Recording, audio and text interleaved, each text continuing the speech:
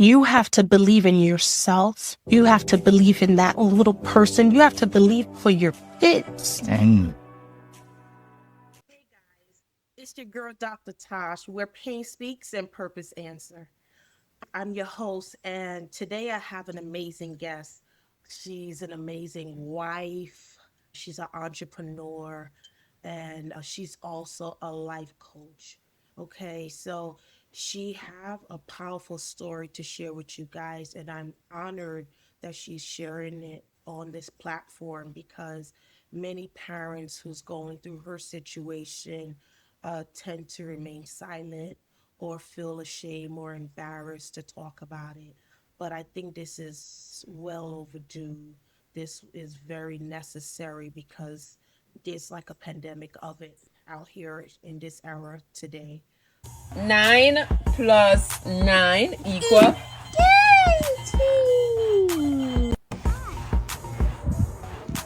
Brilliant. 9 plus 9 equal.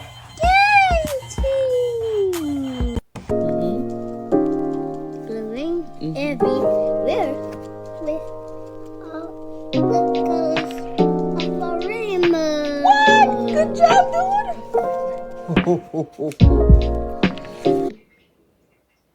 Show me. A. A B C D E F G G H I J K L M N You're O going P. too fast. Oh. So, guys, round of applause for Katie. Thank you. You're so welcoming. How are you? I am good. How are you? Good. Thank you for coming on TelaTash to share your story. When I heard your story and you said, there's nothing about me. There's Right. I'm like, nothing to share other than I have a special needs kid and all these things. I was like, sis, what? And your title for your username for TikTok, Instagram, and stuff is called Neuro Originals is the TikTok name, but yes, I'm a neurodivergent mom. Proud Neurodivergent neurodivergent Mom. And mom. that's very interesting for those people who may not know. So we'll dive into that a little later. But I just want you to introduce yourself. Hey, so she kind of said it because, like I said, I don't know if I'm special. I'm just a mom and a wife. I do have a son who's on the spectrum. My oldest was also diagnosed with autism, but we'll get into that a little bit more. Outside of that, I worked as an RBT for 9 years, and I started the brand New Originals in honor of my son because we were just browsing and we just wanted some cute teas for him, and we couldn't find anything that was like him. They're all so vague and bland and blah. I'm like, can't even get a funny t-shirt or something, nothing. So I started to just brainstorm and I got up some designs and I said, oh, this would make a funny shirt. This would make something that his sisters could wear, his dad could wear.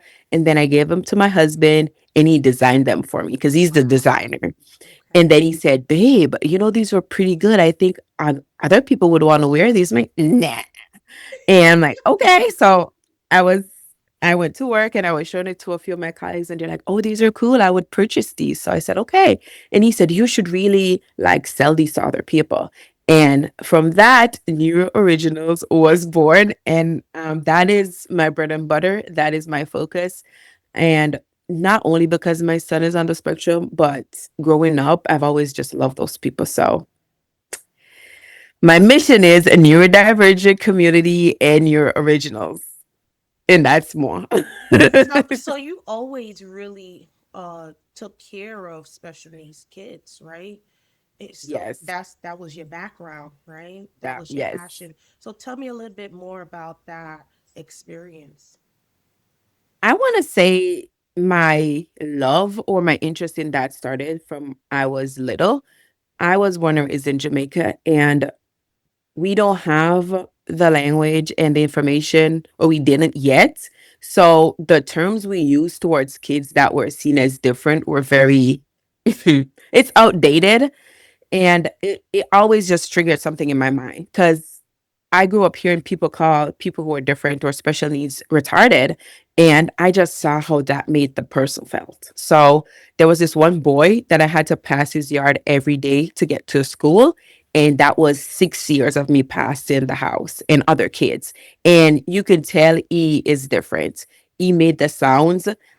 He did the back and forth movement, the repetitive movements, and they had him in the yard, and they had him like chained up to a tree, and the kids would, yeah, that's literally Wait, where my wait, trauma. wait, wait, wait. They had who in the yard chained Yeah, up?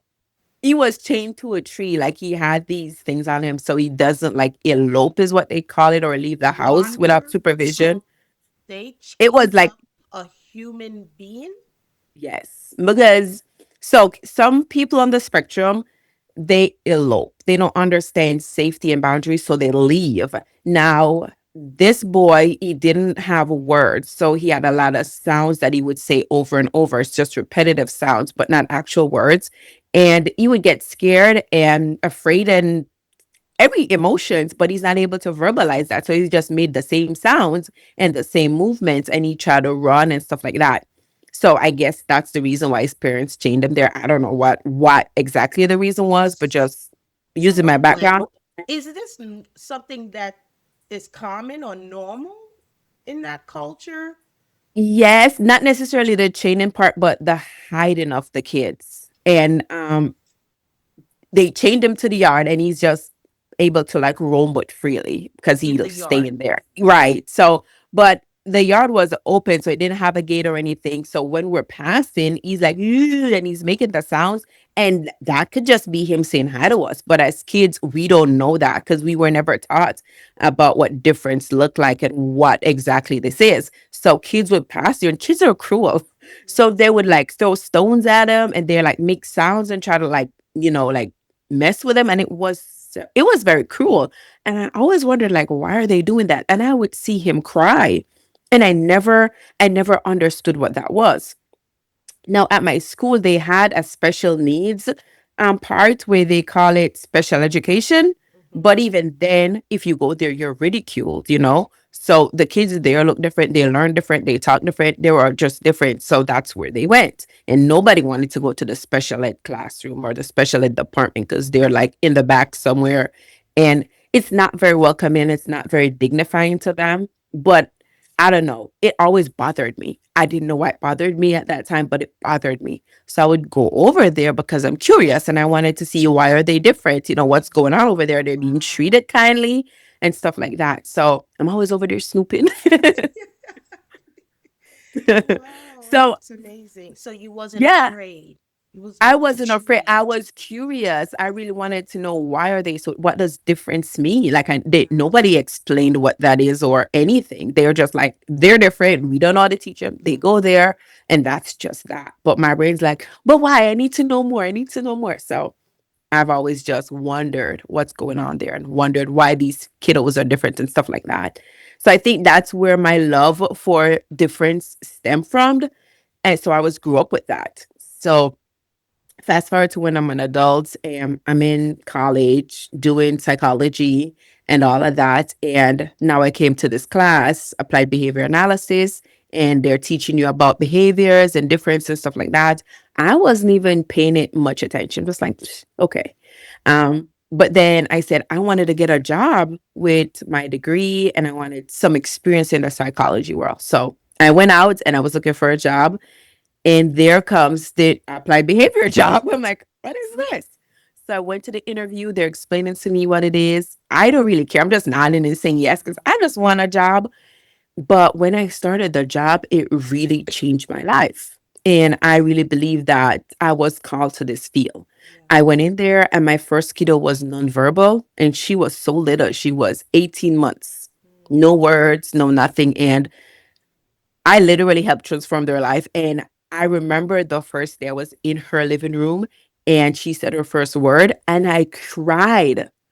And I said, oh my God, this is so important. Like, this is huge. Yeah. And I've never left the field since then. Like, I just stuck in there. So when I had my oldest and she had sensory processing issues and all of that, I was with it because I knew I had sensory processing issues growing up. So the way I parented her was different, you know? And that's when I really like look more into the field. What does this neurodivergence mean? What is sensory? Anything? Because again, I don't know any of that stuff. I wasn't taught it. So a lot of my love and other knowledge comes from me just researching and my interest to know more and see how I can help these people and stuff like that. So, neurodivergent is not like a medical term. It's just a term that is used so that people can sway away from saying retarded Sure. Yes. or they're on a spectrum or, just these horrible, painful characteristics that they would describe these kids who's artistic, right? Yes. High Yes. spectrum, low spectrum. Hmm. So neurodivergent, I think, stem from I think her name is like Judy Singer, who used neurodiverse. She said Mm. no two people are alike. And Right. I think it was in 1998 when she kept saying you have two people, they will always be unique. They will always Yeah. be different. But what make that other person, you know, different, right? Right. And it's just more so the brain activity, um, the way that certain people process things or certain children process things, and they process it different. What I can say is that a lot of the kids who are neurodivergent, and once again, neurodivergent could be anything: ADHD, autistic, Yes. OCD, schizo, bipolar. There's just a variety of things that stems under neurodivergent, but those kids are very smart Oh my God. and Yes. They are talented. You just have to geniuses. tap into their talent and their Yes. passion and what make them, kind of just behave, and you just tap into their gift. If you don't Yes. tap into their gift, then you're gonna miss it. You're gonna feel Yes. drained, you're gonna feel overwhelmed, you're gonna feel like I'm a failure. Why me? Why my child? Why it happened to me? I'm gonna hide you. I won't take you to the barbecues. I won't take you to family function. I'm gonna just pretend that this never happened. And now this kid is gonna get affected Yes. They more will. so because now you're abandoning what you Hmm. should be pouring into him, Mm. right? You said And pour in into. our culture, unfortunately, like I'm getting emotional I for know. I a know. certain It's reason, it's a lot. but It's um, hard. And you said a word I wanted to touch on, if you don't mind. You were saying that, just pour. You said two words. Pour into is something that I love. And yes, that's what we have to. We have to pour into these kiddos, but not to let them behave. And this is not me correcting you in that, but I don't like that word because what does it even mean? It's so subjective. And a lot of the stuff out there for kiddos on the spectrum is a lot of compliance based training, and they want them to behave. They want them to act a certain way and respond a certain way. And I don't always like it because I don't think it's not a one size fits all, right? So that absolutely, could be what some kids need, but other kids need a different approach, you know? absolutely, And personally, I love the strength based part of it. And that's what I focus on, especially with my kids, is their yes, strengths, and yes, that's how you're going to uncover who they are. With yes. my son was obsessed. still is a little bit with letters and numbers. For me, it was 2 years old. He was bright and he was, this boy script the ABC over and over. I can't tell you how many times I hear the ABC within a day with that boy. You say hi to him and he's just singing the ABC. And of course, they said that's not functional for him. Stop letting him do that. Teach him something else, restrict that. They want me to stop that. And I didn't understand why. I don't know why he's singing the ABCs over and over. That could be him trying to talk to me. That could be him trying to calm himself down. You Absolutely. know, that's him working on his vocals. That's him using his mouth. Why would I stop Yes. that? Yes. I'm sorry you don't want to hear the ABC a million Yes. times. You don't have to. He lives in my house. But I'm not, I never stopped it.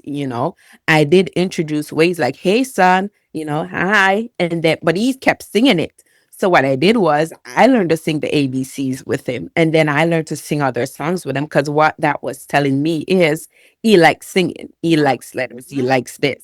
So I tapped into his world just to see, okay, what is it that's so Yeah. fascinating about the ABCs? And his whole life changed when I did that. We saw him for who he was, right? Yeah. That was sort You of saw the deficit. on the You saw deficit. You're gonna his miss the gifts. child. Yeah. So yeah, tap into who they are, tap into what they love, and you're gonna discover who that child is. Yes, it might look different from what other people are doing or what other people think it should look like. And that's okay. We are all different, even if we're not on the Absolutely. spectrum. Yes. So Yes. tap into Absolutely. them. Even though we weren't diagnosed, but we all have some sort of spectrum in our system to some extent. So take me back to the first time you realized that your child was special. Now I have two that are special. I have Jordan. He's 4. He has an ASD diagnosis, level 2, and I have Emma. Emma's my oldest. She got a diagnosis. However, we've never like did anything with that because I didn't feel that was accurate. But with her, I'm gonna talk with her first. With her, I realized she was different or she had different needs around like 9 months. That's the time we give baby food Yeah. to kids, and well, we give it a little earlier, but I was giving it to her and she wasn't taking it. She had these weird reactions like this thing is gonna kill her. She'd make the face. She was afraid of baby food. Like, what is happening? Why are you afraid of baby food? So I'm like, okay, maybe this one just stays And weird. what was she But diagnosed with?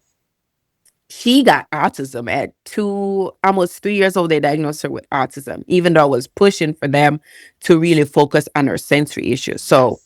Right. she was making that face and stuff because she didn't like the texture of the food. So she was like, ugh, what is that?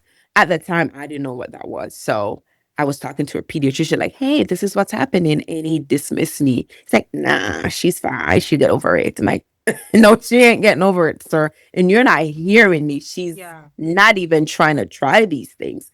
So I kept going at him until he like referred us out, got us to the peoples. We did all the Evaluated. stuff. Yes, we got her evaluated. We started early intervention with her at 18 months. Mhm. And they came into the house, they did OT, we did feeding therapy. My life revolved around that child. I'm not Your life kidding. changed.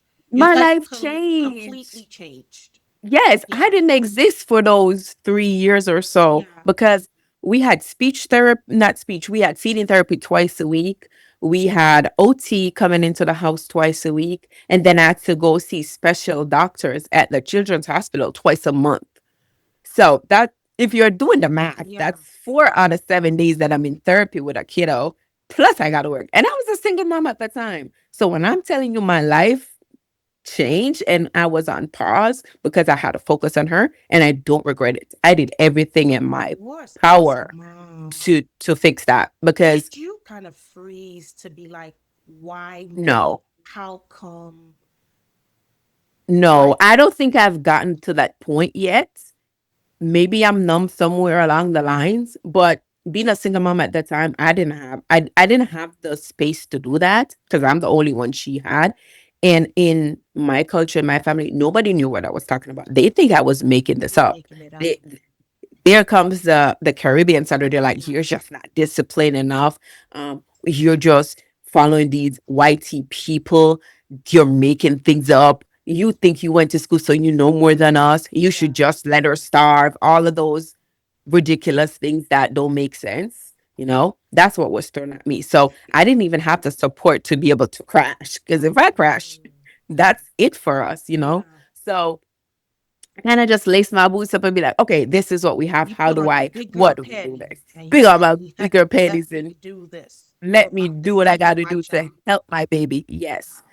So that's what I was doing. And I never forget the day her therapist said to me, she said, "You're such a great mom. Yeah. And this little girl is going to do great She's things gonna because she thrive. has you." And that to me was just like You the pat needed on the that. back I needed. Yeah. At the time, I didn't even realize it. But Yeah. looking back, You needed it. I remember and I cried because I'm like, oh my God, what? And seeing her now at 10, don't even look like she went through what we went Nothing. through. I was like, okay. So it's amazing. It's amazing.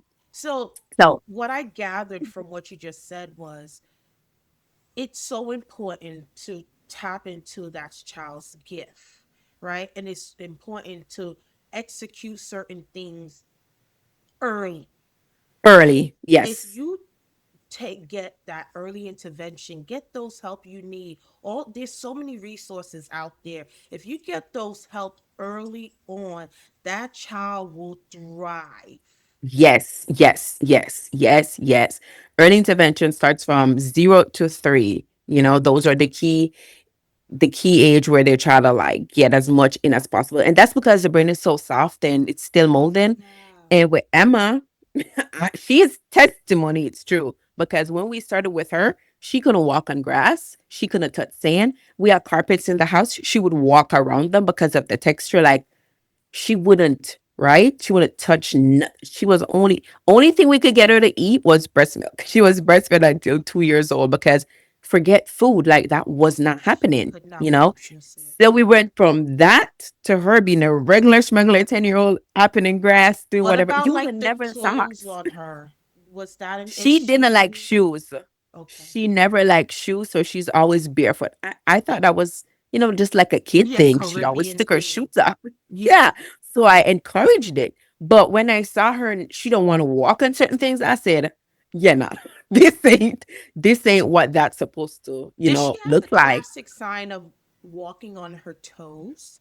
She not really. She did that like early, but not like Not too long.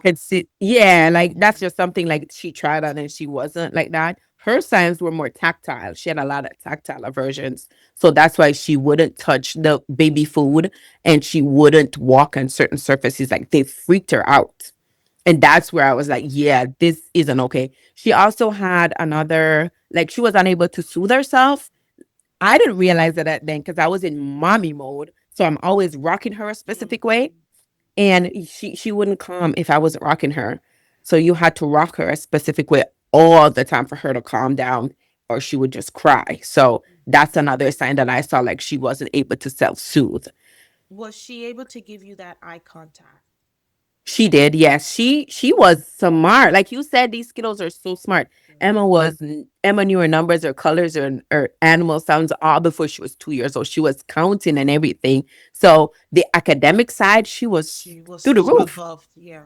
She was above, Yeah. but those tactile parts was the problem. And also because she played and with girls and boys, on the spectrum looks different. Yeah. A lot of the stuff that they use to diagnose kids is from the male perspective. So Mhm. boys don't normally make eye contact. They're not normally social. Play skills are a little Nonverbal. different. Right. So they get diagnosed quickly. With girls, they mask it sometimes and it looks different. So Emma and other kiddos I know, like they play and they talk, so they wouldn't get that as easily because they're girls and they're doing those things. So with people, they thought I was making it up because she's playing, she's talking, she's doing that. But I'm like, she's not eating, and this is a big problem. So that's why they're like, no, it's not this, it's not that. And I was being dismissed. With Jordan, his signs were different. Yeah. So he was the one that didn't have the eye contact at all. He always walk off. He's always in his world, doing his own thing. He does the lining up of toys, all the numbers.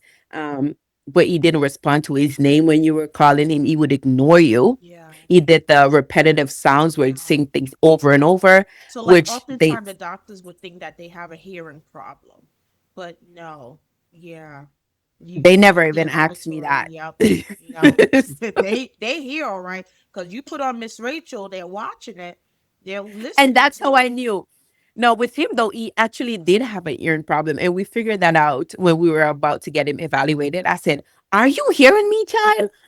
So I'm like, "Can we test his ears?" Because my husband actually had hearing aid as a kid, so we Okay. got his ears tested, and he wasn't hearing us. So we got earring tubes put in his ears. His ear infection stopped because he had chronic ear Yeah. infections. Yeah. So that fixed a lot. He started hearing things and you could see his world transformed because now he's looking at TV like, oh my God, I can Wow. hear these things. Yeah. He's looking at my mouth now, looking down here, trying to like see what I'm doing. Then he started to mimic the mouth and the facial expressions that we're doing because now he's like, oh, that's interesting. Like there was a light bulb moment when his ears got Mhm. fixed and little man was interested. Mm. So they told us that his speech would take some while before he catch up to us because 18 months he wasn't hearing nothing, so it's like he's just starting out. So we were doing speech with him. We did the early intervention because again, that is crucial. We did early intervention with him at the house. We are doing a little bit of OT as well, just trying to work on some stuff because he was a picky eater. He still is a picky eater to an extent. So he just wanted crunchy food and he didn't want to try anything else. So we were working on that just to get him to eat other things, and it Did you it have made a a world of nutritionist difference. with you? I didn't have a nutritionist. Um, in Texas and Massachusetts, early intervention is a lot different. So Okay. here they had like a different set of team and different people come into the house. And we unfortunately didn't have a nutritionist. With Emma, I did. Because with her issues, it was a lot of food and tack Yeah. and texture stuff. With Jordan, they wanted to focus on their own thing, to be honest. So they're telling me like, this is what we need to work on. We need to get him to sit down and blah blah blah. I'm like, that's not my concern. Like Yeah. that isn't my concern really. So even with them, I had to advocate heavily for what I needed help with because they're really good at trying to tell you this is what he needs. Yeah. Like that's not what we need as a family. This is what we want for him as a family. Yes. So yeah, advocacy is key. Trust Oh yeah, me. that's important. Advocating for yourself, advocating for your kids. I mentioned that the healthcare system is failing us big time now, failing our kids. They're labeling all our kids now, Yeah. without doing the work, without doing the just kind of like evaluating that child in depth. But everyone is put on some sort of spectrum. Um, so yeah, that advocating for your kid is important. Being involved, being present, being intentional, all of that is a must and it's so imperative. How were you able to maintain a healthy relationship while dealing with, some of your challenges with your kids? Healthy relationship with who? It depends now. And I'm serious, right? Because I had to cut off a lot of people going through that, especially with my oldest. Because again, they came in with the this is what I need to do thing. They're not trying to come into our world and understand what's going on. They're not trying to really help me. They're trying to tell me Take it what to away do from you. when right, when they don't even spend the time to even hear what's wrong. How are you gonna fix something you don't know, Yeah. you know? So because they were coming in with that which wasn't helpful to me, you're just stressing me out. You're just helping me put more doubts in my head and second Right. guessing when I could focus my energy on actually helping my child. So I literally had to stop listening to a lot of people and just said no and trusted myself. And that was hard because I'm a young mom. I was new in this country and I have this kid and I'm like, I don't know what this is. I Wow. grew up seeing people like scorn people with differences and treat them like they're less than and hide them. I Yes. was not gonna hide my child, you Yes. know. So here I am unlearning and relearning things. All I was doing so many things at once that I didn't even know. But Yeah. for my personal self, I think I vanished. So I know Wow. personally my self care was that didn't exist at all. And I really just didn't really talk to people or communicated. I had my best friend alone that I would talk to about certain things. I had two actually, my best friend and another person that kept praying for me. So Mm, that's how I kept saying. She yeah. prayed for us so much, and my grandma was praying for us too as she was alive. And prayer was how I believe I stayed sane because there was another power tapping into me and Mm, giving me unlimited energy and resources that I couldn't do on my own. Because looking back at me, ain't no way. Ain't no way I had that strength and resilience that I had on my own. No, that was God. yeah. And God, when you call on Him and He's tapping into you and He's pouring into you and He's telling you, I got you. There's a reason, there's a purpose. This child will be great. This child will be okay. This child Hmm. is more than enough. When Amen to He's that. telling you that and other people's telling you something else, this is like you said, it's time to exit. It's time to exit. Cause you on mommy mode now. Mommy Being mode. a mom, oh my God. Being a mom, I'm like, I'm a different beast. It is. You really are. You have to be. You like a lion. Like what? You messing with my kid? Right. A kid Yes. out of my ribs, like my Hmm. uterus.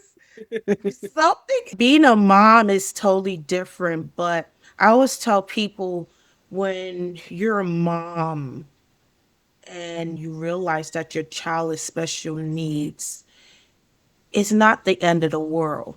I know it's No. easier said than done when you're not in that person's shoes because it can be overwhelming. I see a lot of women, they just exhausted, right? Yeah. They're exhausted to even take that child out to the grocery store, to different plays, or to the Hmm. park. And they just keep them home, even though they're doing the child a disservice. But I can understand. Even like for me, I told my pastor because one time I took my kids to church, and mind you, they're you know regular kids. They're not diagnosed with anything, but There are lots. hello, they ain't no different than the other kids. I was Man, like, wait, I have to go to church. This kid is jumping. This kid is crying. I'm holding both of them. it's, I'm like, wait, what is it? I'm not going. I'm like, no, y'all staying home and let me go worship and pray for my family. How about that? Okay, let me pray for y'all because Please. y'all got the devil trying to keep me home with y'all, and I don't know. I was like, I told my pastor, I said, I can't bring them. I said, how do people do this? Like your kid is crying. He was like, let them cry. So what? They don't. A lot of parents don't. No, it's And not to say embarrassing, but it's like I don't have control over a 2 year old. and people don't seem to get that. That is even in my previous jobs, that just bothered me how they expected kids to behave. I said, do y'all even know how kids are? Do you realize these unrealistic expectations? As an adult, I can barely keep myself together. You expect a kiddo with what knowledge to do what? Uh-uh. People are unrealistic. And then people that gives you the eyes, Hmm. like your eyeballs should fall out. I'm just telling Man, you. Don't give these mothers the eye when you realize that there's nothing that can be done. Help her. How about you take the kid from her? How about you help her? How about you say, I got you? How about man, you just say, sis, let me hold on to this child. Hold on to that child tight. help me. Take Help hush the me. baby. You see two Help of them me. in. Help me. You see two of They them running around, one left, one right. You're like, what? and And speaking on that for a little bit, I feel like that's why a lot of special needs parents hide because of that shame, you know? It's just seem like if you're unable to control your Control child, your you're a kid. failure. You're a bad mom. You're not disciplining enough. All of that stuff. And these are things we honestly tell ourselves already. Do we're replaying that. We're thinking that in our Yeah, mind. Like, am I a bad mom? Did I do this? yeah, Am I not doing it right? we're asking ourselves these questions. We don't need you to tell us or confirm them, you Yeah, know? we We have to don't. fight that on our own. Yeah. And people, I want to say, you're not informed enough. And we need a lot change when it comes to special needs kids Yeah. because the support really isn't there. The resources aren't there. Yeah. Just like you said, regular moms or typical Yeah. parents or typical kiddos, you get looked at if they're acting out or Yeah. which is just them being a kid. You get looked at to fix that. You know, you're judged and all of that. For a special needs mom, you're being Yeah. judged Not and yet. more. And more.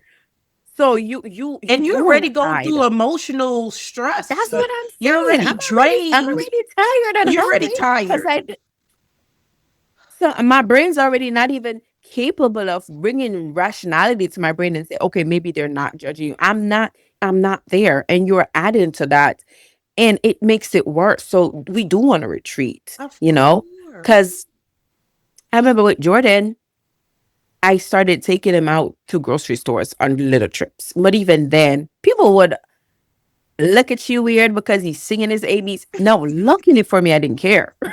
So he gonna do what he do, and I'm gonna let him.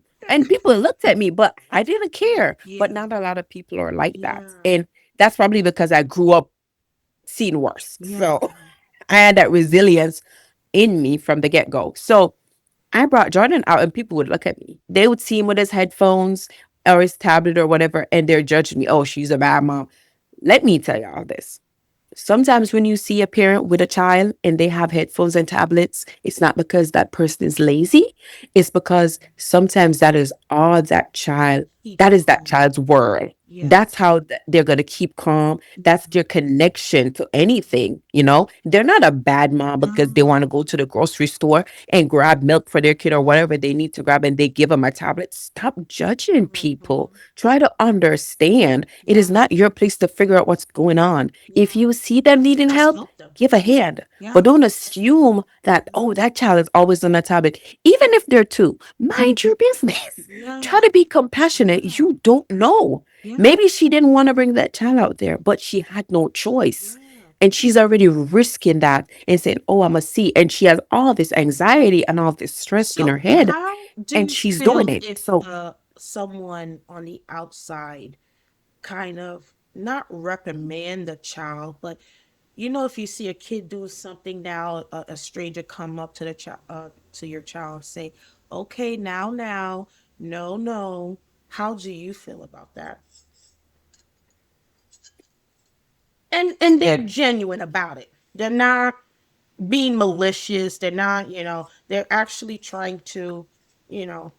I feel like it would depends on the situation and what they're trying to reprimand them for. Hmm. And I would definitely use it as a teaching moment because that actually Hmm. happened.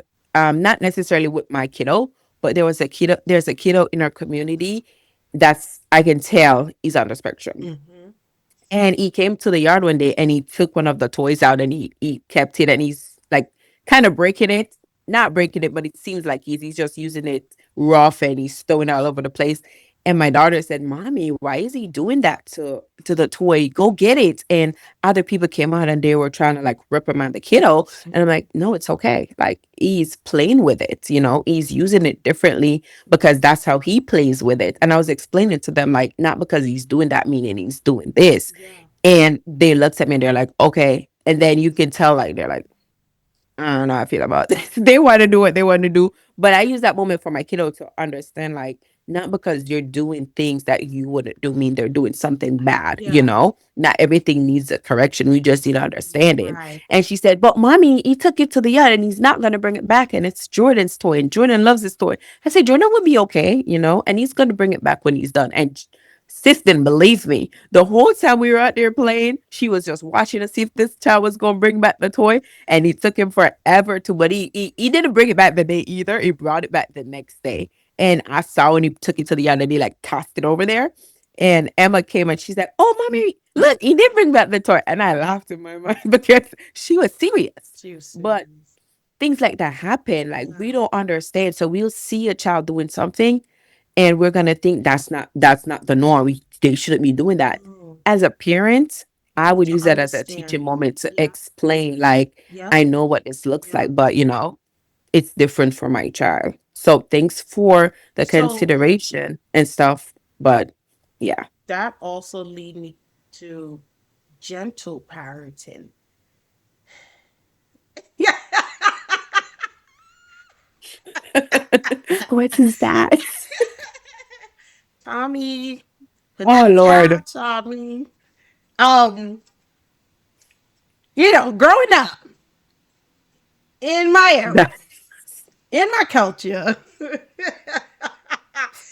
there was no such thing as gentle parenting, right? We got beat. Hmm. You got the real beat, okay?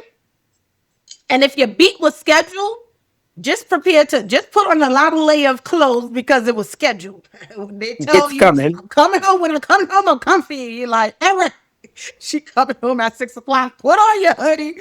Put on so many clothes because she coming for you with the belt. Right? That was my era. There was no Yeah. talking gentle or try to understand what you did, explain to me, explain what. Going into timeout. No timeout, no counting backwards to five, no writing the words, 50 time. Girl, you got beat. You Okay? got beat. They shape You you got up beat. real good, right? They shape you, fix you. You even got the eyes, right? You give the kids the eyes, and the kid, shut up. Now you give Shape up these quick. kids the eye, they're like, I'm calling. Right. Or they're like, what are you doing? What are you doing? Why are you looking at me like that? Why are you looking at me? Is something wrong with your eyes?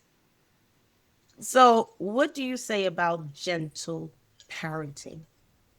Listen, like you said, we were raised in a different job. I can't speak for that. I don't do gentle parenting per se, but I've been accused of being a gentle parenting because I parent my child differently. And I parent with intention, right?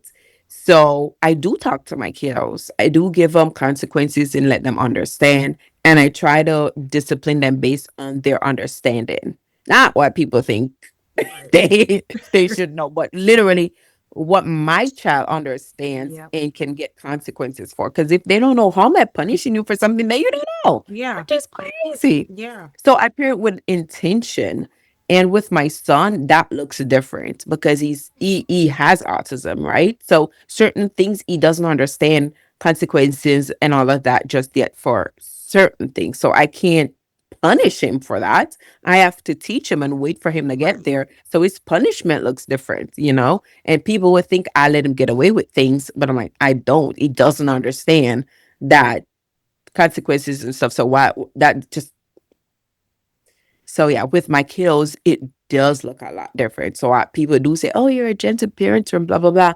Like, okay, I'm an intentional parent, Yeah. but okay, do Being you? But intentional is different than being yeah, gentle because when these kids grow up, like I see these kids, 4 years old, 5 years old, telling you, shut up, you stupid, you dumb, your birthday, you ugly, you five?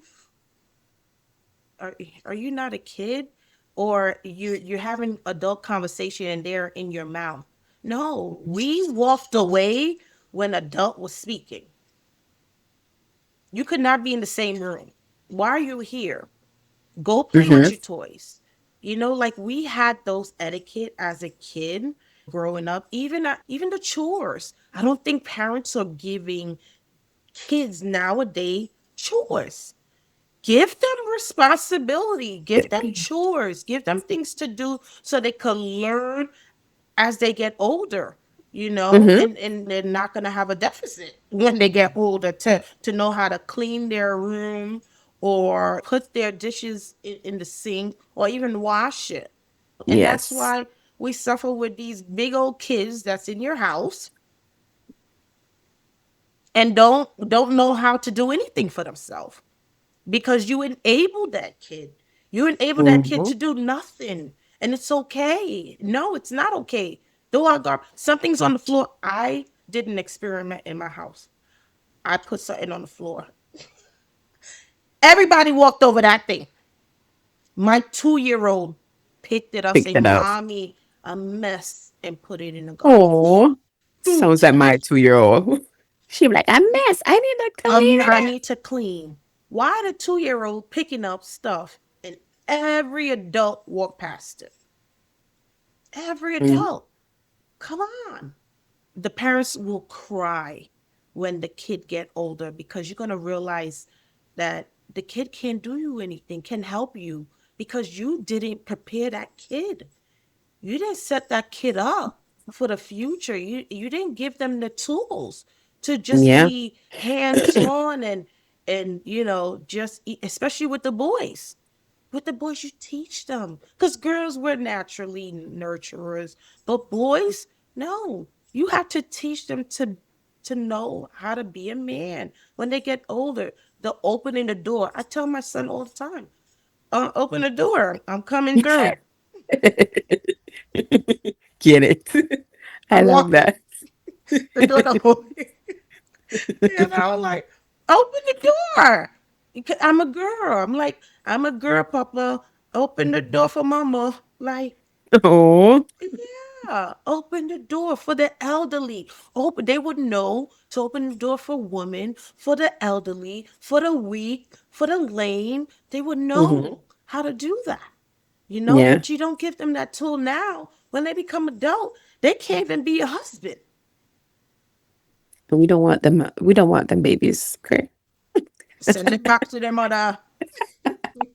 Back to sender. Send it back to sender.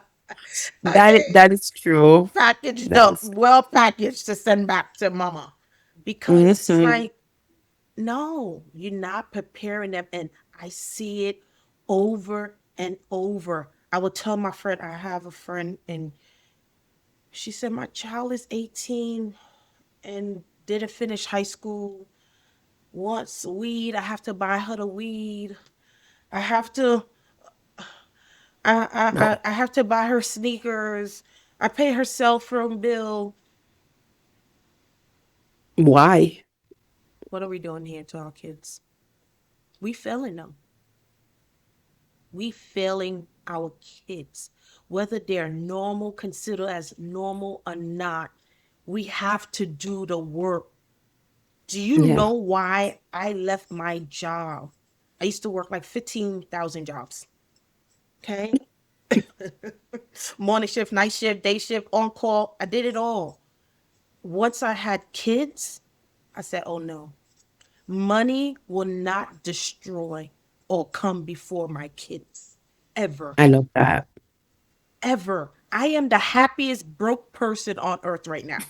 Me too, girl. Same. Because you don't get a second chance to do this. But you can get a job. Even if you got a 10-year gap in your resume, somebody gonna hire you. Trust me. But you can't raise your kids again. And you have to live with that. You're gonna have to live So with that.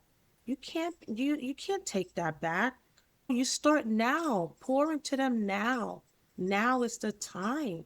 And I'm so happy that you're pouring into your kids and you're showing mothers that yes, it's a struggle. We're not taking that away from you.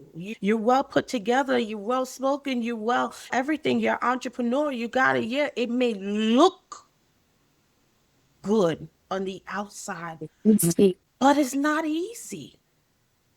You're yeah. doing the work Yes. Behind the scenes. behind the scene when all cameras are closed. Yeah. What do I have to deal with? And you have 3 kids. So Hmm. what does that look like for the kid who doesn't require so much attention now? That's another issue that parents like Hmm. you go through. Because Hmm. that kid feel neglected, right? Hmm. How do you deal with that?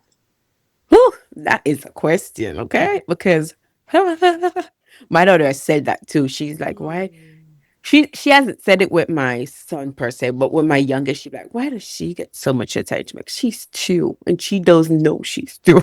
But mm, it is hard. And like you say, we have to prepare our kids for a world that a realistic world. One thing that keeps at the forefront of my mind is I'm not going to be here forever. My husband's not going to be here forever. So, what do I want my son's future to look like? You know, I want him to be able to have a job if he wants to. He won't need to because we giving him businesses. But I want him to be able to do that. I want him to go to school. I want him to swim. I want him to do everything that the other kiddos do. And I've always parented him like that. He doesn't get a special pass because he's autistic. Sorry. You That's know, right. and Oh, people I like that. people I has like that. asked me, like, even my oldest, she said to me the other day after she came to her own realization that he's autistic. We had a whole conversation and she said, "But mommy, why are you always so hard on Jordan? And why do you punish Jordan? He's autistic. He doesn't know any better." I'm like, "No, he does." So Very she smart. knows, You can read. right? She knows that he doesn't get a special pass for that. I No, I love have that. expectations of you like I do everybody else. I parent you according. I know what your weaknesses are. I'm gonna take that into consideration, but what you can do, you will do. So, That's right. toothbrushing, you're gonna learn to brush your teeth. You're gonna sit on the potty. You're gonna use the potty. He loves water, and he would dive first in and all of that. And he never understood like water safety. So, but I never wanted to limit him. So we taught him to swim. We brought him to swimming classes, just like his sisters, and he learned to swim. He learned to use the potty. He rides the bike. Like again, we have all the expectations like our kiddos. Yeah. In areas where he needs more support, I will move the mountain to get Absolutely. you all the support you need. Absolutely. Right? But you're gonna be a function a functioning society member just like everybody That's else. right. We're That's not gonna be right. like, You oh, don't he's get a autistic. pass. No, you don't I get no love pass. that. But I do respect his boundaries. So certain things that I Absolutely. know feel uncomfortable for him, I'm not gonna force him to do it.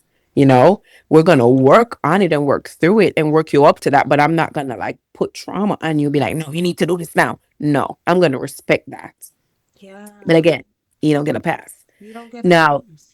you don't get a pass. Sit with that people because that one's hard. I see a Yes. lot of parents saying, "Oh, they're autistic." And what Yeah. age do you tell Leave your kid them. they're autistic? And like, where are you telling them they're what? But Yeah. I don't understand that part. I'm gonna leave that alone. Yeah. But when it comes to parenting, so nobody feels left out, what I started doing when Emma was expressing that she was feeling left out and all of that, I started doing solo dates. So on Mm. Sundays, we do mommy daughter dates with just her because she didn't even want me to bring the little one. She wants just she and mommy Just time. her. Oh. So we'll spend 2 hours just me and her doing whatever she wants to do. And then Jordan used to do speech therapy on Tuesdays. So that was our day to hang out. After speech, we go to the store, we get something fun, we go somewhere and do something fun with just him. And then Livy, the youngest, she's the only one that didn't have any mommy daughter time yet. She's two. She always have mommy daughter time. She just don't know it. But that's what I did to kind of give each kid their own specific amount of time so they can do what they do and they Yeah. don't feel neglected. But outside of that, I treat them all the same. So if I'm doing something with Emma, I'm gonna do it with Jordan and Olivia. If I'm doing something, I include everybody and I Yeah. talk to, I try my best to just do it as a group because they're all my kiddos. Um, Absolutely. So, and I, how important is it to have a community to support you?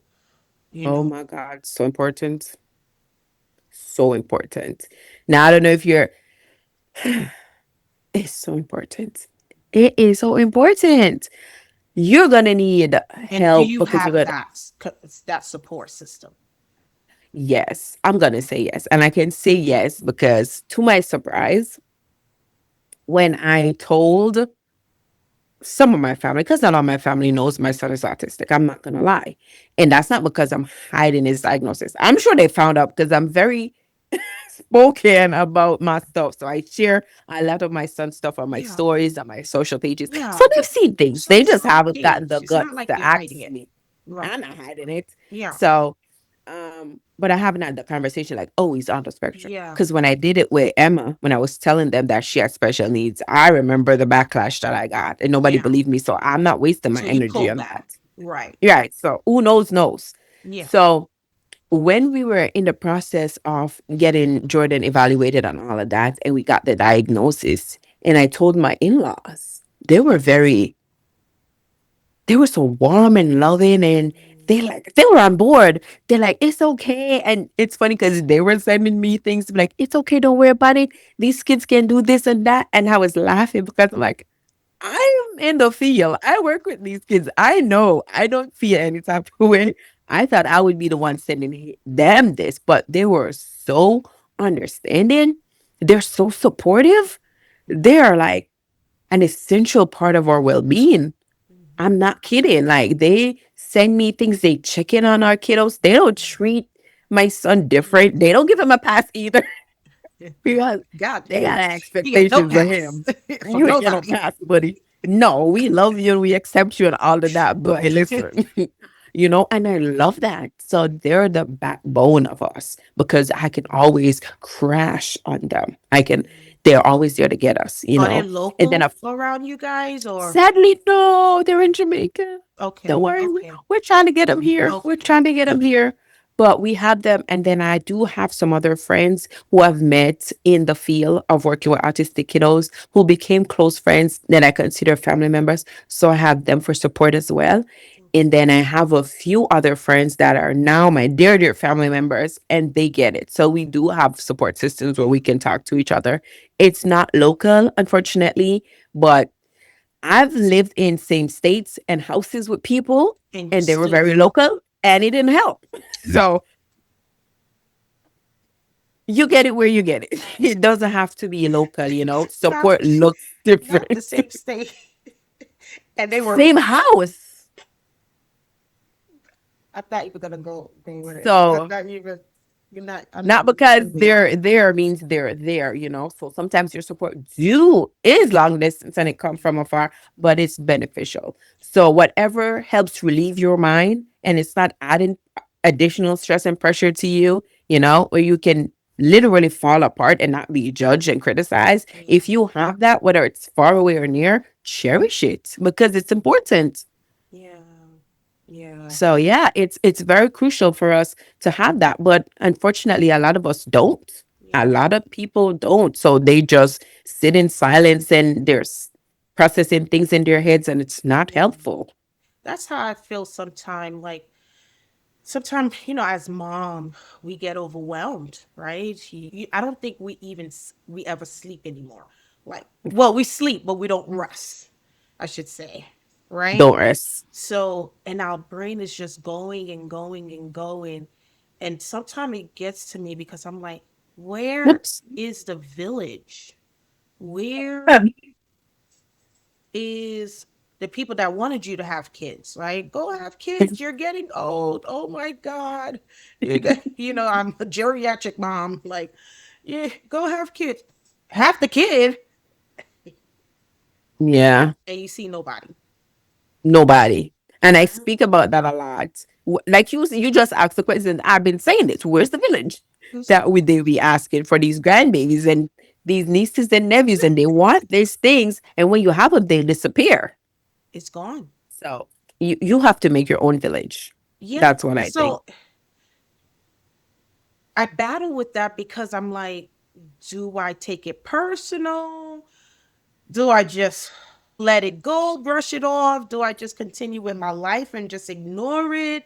Like I'm trying to figure out like is it because everybody's struggling, and have their own thing that they're dealing with too? Because sometimes I may feel like I'm not that good person too, of a person too, because I'm dealing with my own stuff My own stuff. and Yeah. I can't even help you with yours. Right. No. It's true. And I think it depends on like your expectations of the village, you know. That makes that makes a difference. I took expectations off everybody. Okay. And if you help me, you help me. And that's how I kind of like put people into categories, like who's in my village, who's a part of this and who's not. And what I can use you for. And I say use you for, because like you say, you will feel guilty. As a special needs mom, I have a million things going on. Like I had a You job, do, I'm a do. wife, I have other kids.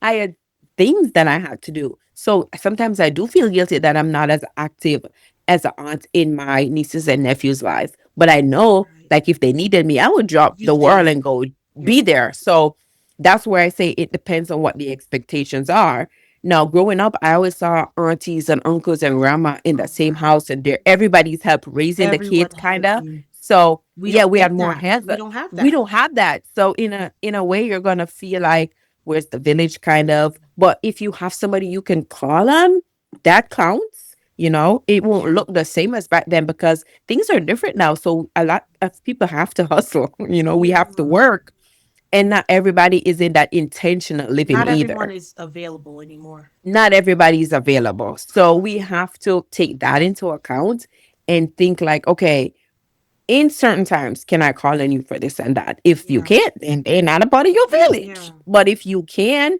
then I will cut them some slack. But I wouldn't take it personal. Yeah, but That's what I do. what would you tell that mother who's dealing with a challenged kid and very overwhelmed and maybe a single parent and may not have that village? What would you tell that person? Keep going. It's hard, and you're gonna have to rely on yourself for a while, probably for a long while, but keep going. Your kiddo is gonna thank you for it. And there might be days where you don't even think it's working or you're second guessing and you're hoping it's something else, like you want a different outcome. And it's gonna suck sometimes, but keep going because that baby needs you and it matters. It matters more than just Yeah. keep going Yeah. because that I had to just keep going. It's Yeah. just Dory, just keep Yeah. swim, just keep going. There is a light at the tunnel, and just when you think like nothing's gonna happen, something's gonna happen. I promise you, something's Yeah. gonna happen. So many relationships actually fall apart because of um, when I guess when they're dealing with artistic kids or kids who Yeah. have ADHD or a child who has Down syndrome. A lot of relationships fall apart because I don't think the partner understand the severity of what's going on. You're not doing the normal anymore. As a normal mom, you're already drained, stressed, and overwhelmed. Yes. So now imagine you add on something else to my plate, Mm-hmm. and now you're trying to process that as one with their partner and not getting that help. Yeah. That's hard because, like you said, being a parent already is hard. Being in a relationship is hard. you know? So They're that's all hard.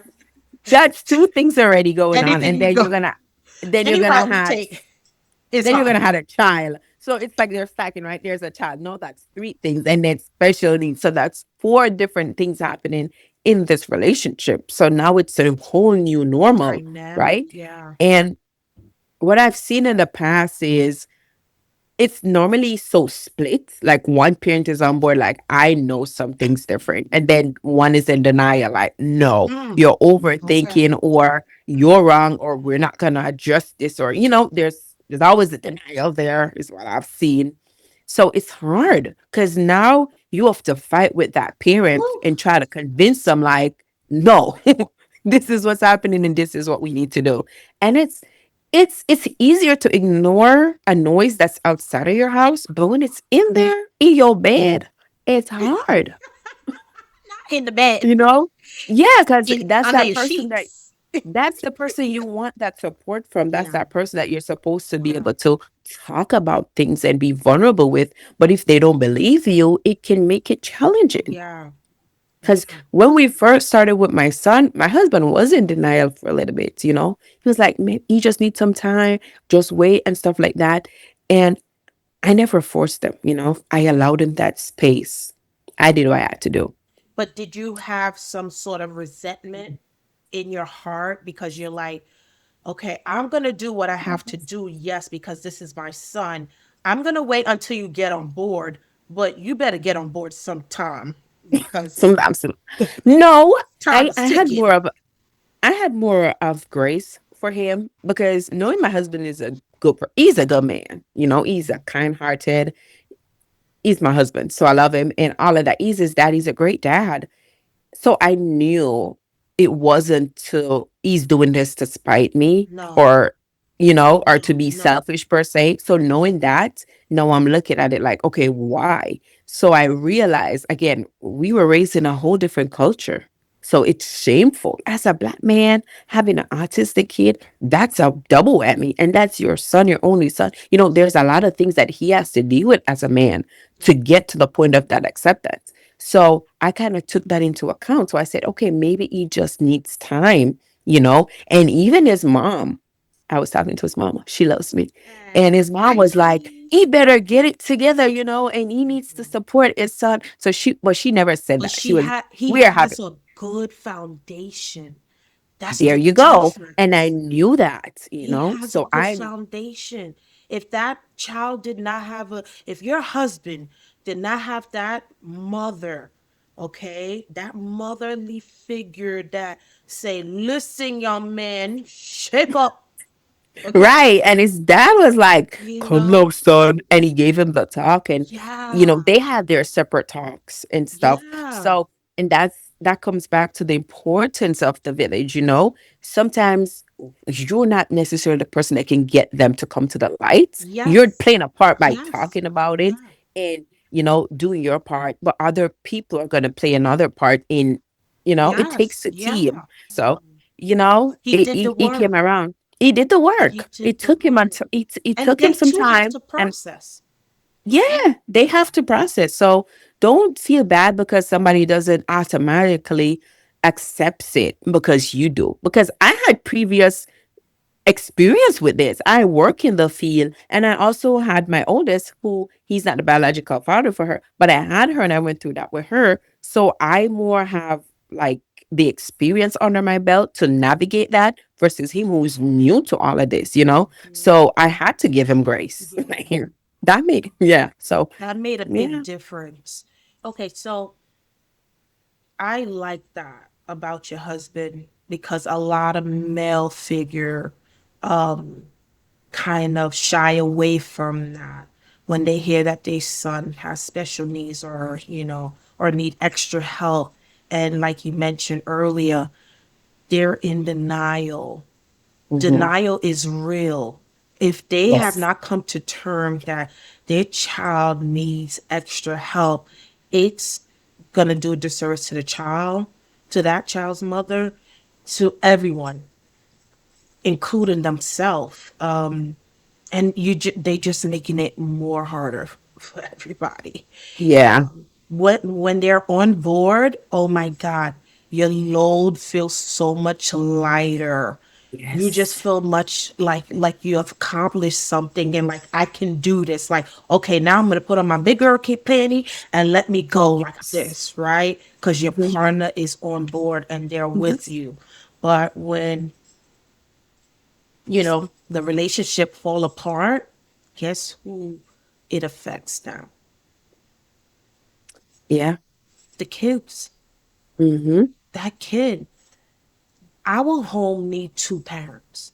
Hmm. The Yes. home need two parent, men and women, because we're both built differently and do different things, right? Yes. We approach things differently. And if there's, a, a deficit or a lack in one area, your kid is going to feel it. Your Hmm. kid is gonna, that's why a lot of boys act out. Why you think they act out in school? Why you think they on drugs? Why you think that peer pressure kicks in? They want to feel accepted from their peers. I never dealt with peer pressure as a kid. I don't know why. I don't know why. I was like, y'all gonna smoke? Okay, I'll be right here Same. waiting for you. Same.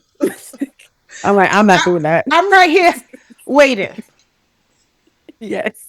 I didn't have a problem. And I hung with everyone, the gangs, Me too. the prostitutes, Like, I'm just not doing it. the whatever it was. I hung with everyone and I embraced everyone, right? And you just have to take me for who I was at the time. Like, I never swayed to be something different. I used to wear I never wore, even to this day, I don't wear name brand. I never wore name brand. I don't know why. I can't tell you why. I don't know because I grew up poor. So I'm like, I'm just going to embrace my poorness. Even though now I made it for This is what I myself. am. I made it out, you know. But I don't know. I don't know. But I'm trying to like show my kids that as well. Like you could be whatever you want to be. You can Yeah. do whatever you want to do, even if you have some sort of deficit. Like I have a learning disability, right? I, as a kid, and I think I mentioned that in Damien podcast, I went to college not knowing how to read. Yeah, I'm like, I can't. How? Go watch the podcast so y'all can know. Go watch the podcast, guys. I reached to college. You hear the word college? Like, so that's how you know in my time, out the students, we were just pushed. We were like, they were like, just get You out of won't here. go.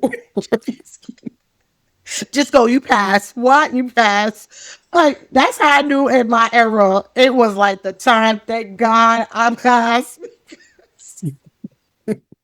She did learn to read, guys.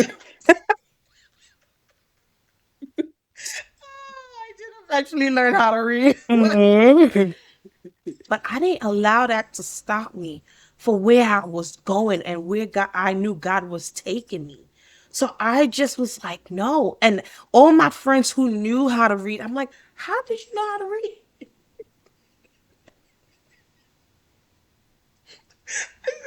You know how to read? And you didn't tell me that you know how to read. Tell me your favorites. Oh. They knew how to read. And I was like, and guess what? And like, I just knew I had to work harder. Hmm. I had to put in the work. It's all about putting the work. That's Yeah. all. So you cannot take shortcuts because you know where shortcut is going to take you? Nope. Nowhere. Nowhere. Nowhere. I took the long road. So when everybody went to parties, I couldn't go to parties. When everybody went to functioning, I couldn't go to functioning. I had to learn how to read. I had to learn how to write. I had to stay home and just kind of figure out, like, go backwards, like A, B, C, D, L, M, N, O, P. I have to sing my alphabets, I heard that singing voice. right? So I'm like, but we put in the work. It's about putting the work for our kids, for yourself. And you have to want it for yourself too. So Hmm. these kids that if they see mommy, there's a lot of kids, they see mommy and daddy hustling, hustling, hustling. You would think you would want to hustle yourself. You would Hmm. think that you put in your work too. No, some of them are Yes. just like, no, mommy and got daddy got it. So I'm not gonna put in the work. No, put in the work because you your own entity. Because when mommy and daddy are not here on earth, and you better pray they leave you some money or Right. something. Leave you at the wheel. Leave you something. But come on, we have to do the work. And unfortunate, not every parent are like you, Katie, who putting in the work, who put in the time. And maybe some parents can't afford to even take off, I believe that. right? So Listen, let's speak reality here, right? that's a listen. I feel like in my chest because I literally I left my job not too long ago, and that was part of the reason. They reduced my hours because I was calling out too much. I'm sorry, I have three kids with different needs and things are going on, and I'm a mom. I'm sorry, I'm that's not so convenient I'm for so you, sorry. you know? So they reduced my hours. And then doing the math, I'm like, it don't make no sense. I'm working this many hours, getting this much of money, paying daycare and all of that. Like it just wasn't making sense for us. So I'm like, You might as well pay yourself if you paying I'm gonna daycare. keep my kids home and just stay in my house because I'm always choose my kids. I be saying Absolutely. this at these jobs. I don't care what y'all want me to do in here. I'm not coming up in here if my kids are sick or if my kids need me to take care of other people's kids. Like, no, they are number How you one leave your kids to go take care of somebody else's kid? and feel okay with it. How But you that's taking care of somebody else's home and not taking care of your home? yeah, that's the world we live in this day and age. But back to the people can't afford it, it costs a lot of money. Special needs kiddos cost a lot of money. Therapy sessions, Yeah. the co-pays are ridiculous. So you are absolutely right when you say that a lot of parents can't afford to, because it's true. Things are expensive and the resources are not yet there Limited. to Yeah. help these I'm limited. families. You have to meet certain So criteria. You have to. No, you see you got your to kid. have the It's diagnosis. And too even with much. that, it takes years to get some. Waitlists are forever. So it's very hard for sure. But you, it all comes down to Yeah. what your goals are. Yeah. I truly believe that there is a way to make it work. Now, I don't know what that may look like for somebody else, but there is a way for you to make it work. There are resources out there. So if that means you got to spend a whole 5 days calling everybody down and signing up for all the forms and Yes. getting on all the wait lists, do it. Because I did it. I did it with my kids. Yeah. And I will continue doing what I need to do to Yeah. make their lives better for them. That's what being a Absolutely. parent is about. Yeah. And when you're a special need parent, you got to do it specially, you know? Annoying, but I get it done. They get do it it done. that way so that you don't apply for it. That's Yeah, all but it is. get it done. Get it But done. get it done. Get it Get it done done. because you're gonna feel so much lighter. You're gonna be Mhm. like, wow, like I can breathe now and I can Mhm. focus on my child. I can Yeah. do this without feeling drained. You're gonna go to work and then you barely see your child. Then your child is. I have a friend. She said, Tosh. So initially she was hiding her son.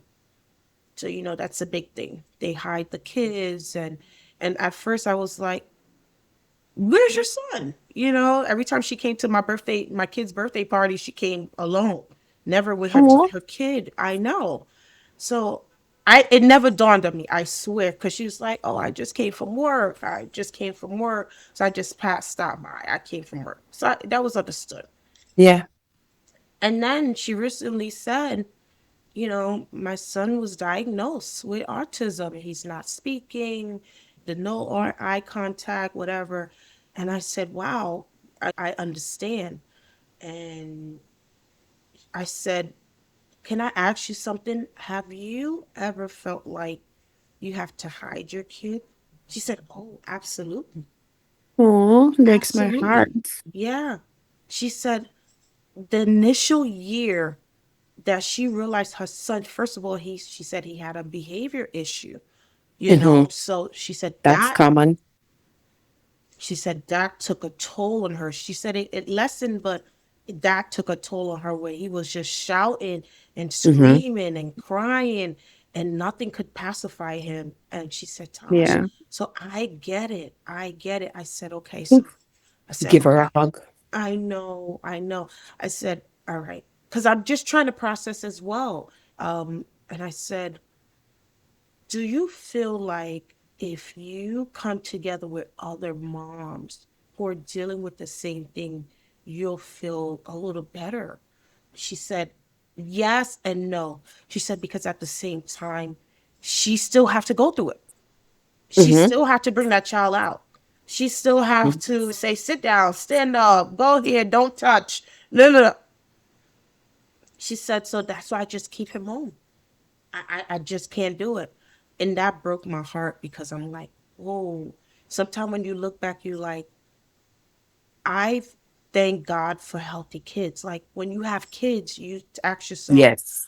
what did I do different? What did I do wrong? Did Was I exposed to this? Did I eat the wrong thing? Did you What take Tylenol? did I take Tylenol? you know, what did I do to have this happen to me? And Mm. those are questions that you tell yourself over and over and over and over. You're just trying to come to terms. Why? So when you have a next kid and you're praying that all is well, to hear the same thing over. I'm gonna show you something. Mm-hmm.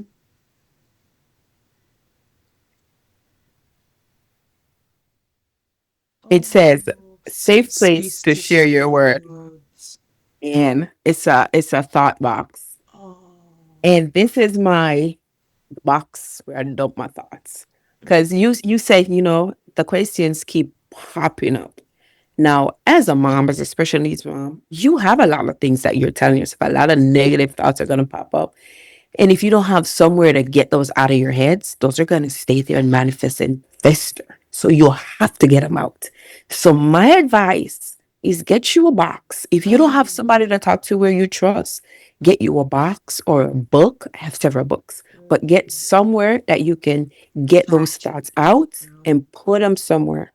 You're going to feel so much better doing that. So if you don't want to go out and talk to people, you don't have to, You but do. write those thoughts out and put them somewhere, somewhere nobody can find them. No, you don't have to keep them like me. You Yeah. can light them on fire and release Yeah. them. I Release. promise you that helps. Yeah. It helps. Yeah. And I used that in my younger years with Emma, and I didn't realize because I'm always a writer. I'm naturally writing stuff. And I wrote a lot of what I was going through and how I was dealing with it and how I was feeling at the time. And later now, when I'm reading, I'm like, oh my God. And I realized that was my way of releasing. And I really think that also helped me not to like my head don't Yeah. explode because it's a lot. Yeah. It's a lot. Yeah. So that's my advice when it comes to that. Yeah. And the second part is I know y'all feel ashamed. I get it. And it's scary and all of that. The world is not yet where it should be when it comes to special needs people and accepting them. Yeah. And that's true. But we're not going to get the world any better by hiding our kids. Silence isn't it? And I did things different with Jordan. I never hit him. Mm. In fact, Jordan went to a normal daycare with other kiddos Yeah. for the longest time. And I never thought like, oh, he's special needs, so he shouldn't be. He don't go. And we're gonna figure out what he needs to thrive in that environment. I feel like those kids feel like they feel trapped in their mind. Like there's so much thing that they want to say or do, especially the nonverbal one, and that's why Mhm. they're so aggressive and Yes. combative because they're agitated because they're trying to express themselves and no one Mhm. is hearing them, no one is listening to them, so they found another measure to express that, right? Yeah, and you're correct. Why are they banging their head on the wall? Why do they want to spit in your face? Yeah, It's gross, yeah, and you're like probably mad at that time, like what the hell? yeah, yeah, But they did that for something. Either you're touching them wrong, or you're too close. There's yeah, something that they're communicating. So we look at behaviors in this negative light, like you need to stop this. yeah, yeah. No, No. we need to understand what that behavior is Yeah, saying so we can respond. yeah, yeah. So yeah, it's Appropriately. hard. Yeah, not just respond, but respond appropriately. Appropriately. Yeah. What advice would you give mothers who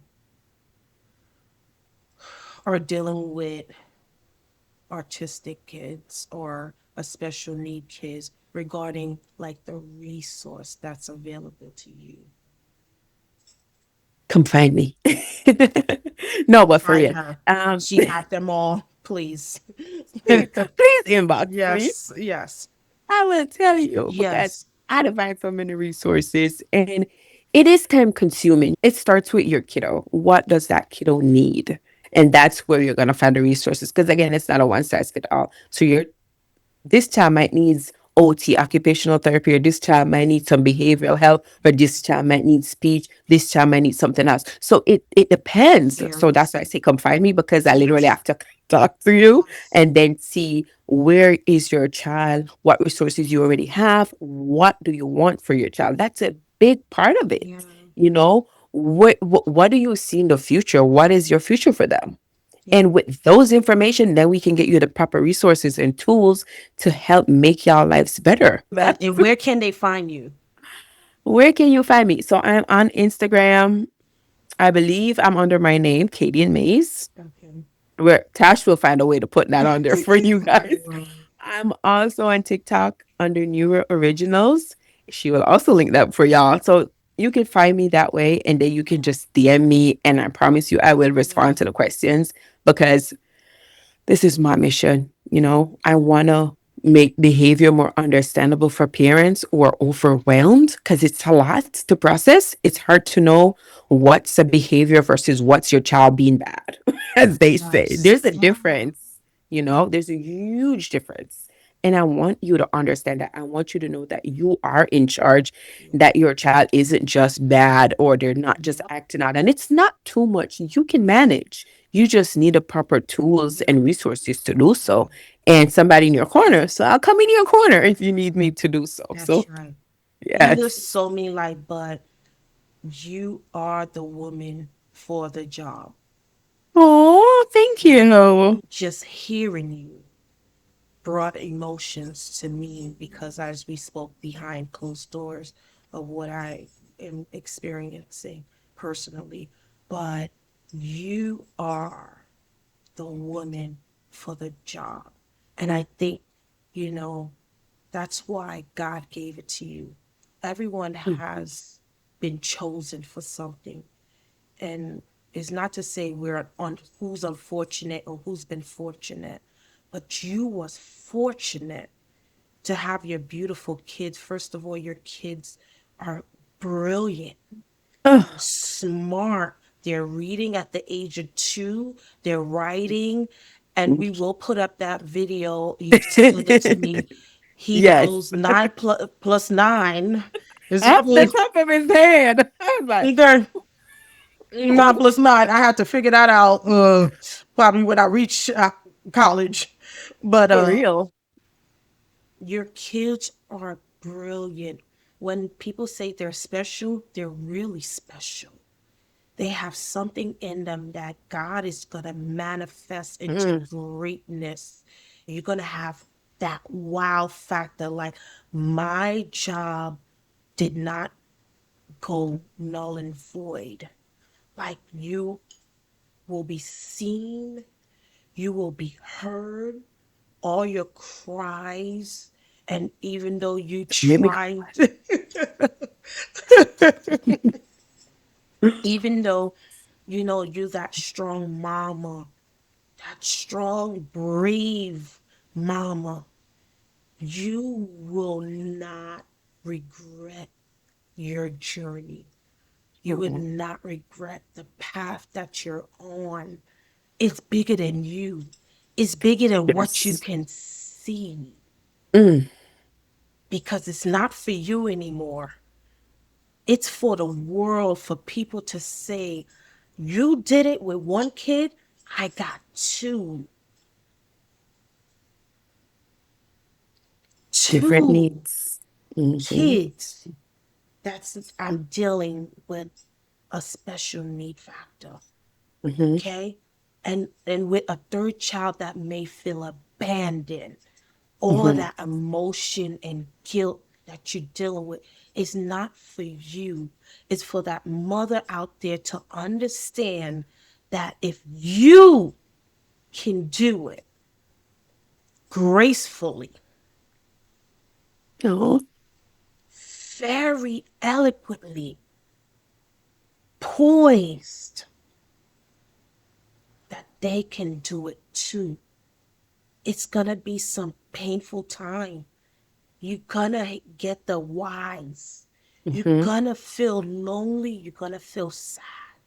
But what I've heard you say today is that you will do anything for your kids so that Yes. when you're not here on this earth, that they will be equipped Yes.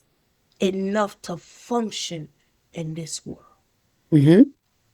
And that's our job as mothers, whether it's Yes. neurotypical or neurodivergent, Hmm.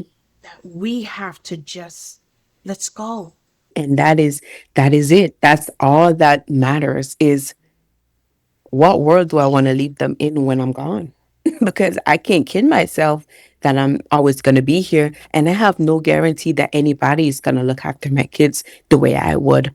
So I don't want to put them at a disadvantage to be like, oh, the world's more understanding. Not necessarily. And I'm not leaving my kids' future up to no chance. So I'm doing everything in my power now to nip certain things in the bud and put them on the path to set them up for success. And I'm gonna show y'all something real quick. I'm gonna show y'all my shirt. This is from my line, my son's line. Yes. Difference Oof. does not mean broken. Oof. Go ahead, stand up. So Let's see it. Let's see it. That's right. Different this does is from not Neuro equate to Originals line. broken. Different doesn't mean broken. And I say that because when I talk about my son, people are so amazed at what do you do differently? All of that, it's not that I do things differently, it's just my expectations and what I want and know he can achieve. Yeah. I'm not gonna let his diagnosis be a label that define him. Yeah. I'll be remiss if I don't acknowledge your husband as well. Yes, that man, I love Let's him. give a round of applause to Yes. your husband who stood by your side through this and just took it on the chin and And he was a crucial accepted member. an Like important factor to this puzzle. my husband, you know how to do all sort of things and they're gonna try it because they trust and They love him. trust Not him. that they don't trust and love me too, Yeah, but they whatever. trust him because mom will always be mom. The kid is gonna be Right. like, "Mm, you mommy, whatever." You mommy. But with him, he gets some to do that. With Jordan, Jordan never liked brushing his teeth. And I have a video now of him just going in the bathroom and doing it himself. That was my husband. He did a different method. So men do play a crucial role in this Yes, because as moms, we're gonna love them and we're gonna look of at things different, course. professional or not, right? And we approach it differently, but they come in with something else, and I don't know what it is, Yeah, but the kids yeah, respond to that. yeah. So it really is a team effort. It is both of us. So yes, I absolutely applaud my husband because it would have not been the same without him. Like he is the rock for sure. Yeah, I So commend him. We thank you, husbands. We yes. thank you. So there you guys have it, where Katie and shared her story of being a mom to two special, lovely, smart, brilliant, amazing kids. She calls neurodivergent so that we don't put these labels. She showed you how she navigated her journey, how she made it easier and for parents to embrace the resources, embrace just what you're dealing with. You're not doing this alone, you're doing this together. And as she mentioned earlier, contact her. She has so many resources to offer you, to show you the avenues. It's not going to be an easy road, but just get her shirt, get her spirit, her attitude. And guys, don't forget to like, subscribe, and drop a comment at the box below and embrace your children. Embrace them, love on them, care for them, and show them that they are special and different in their unique way. Yes. I'm Dr. Tash, where Pain Speaks and Purpose Answer. Thank you, Katie. And You're welcome. Bye. you have to believe in yourself. You have to believe in that little person. You have to believe for your kids.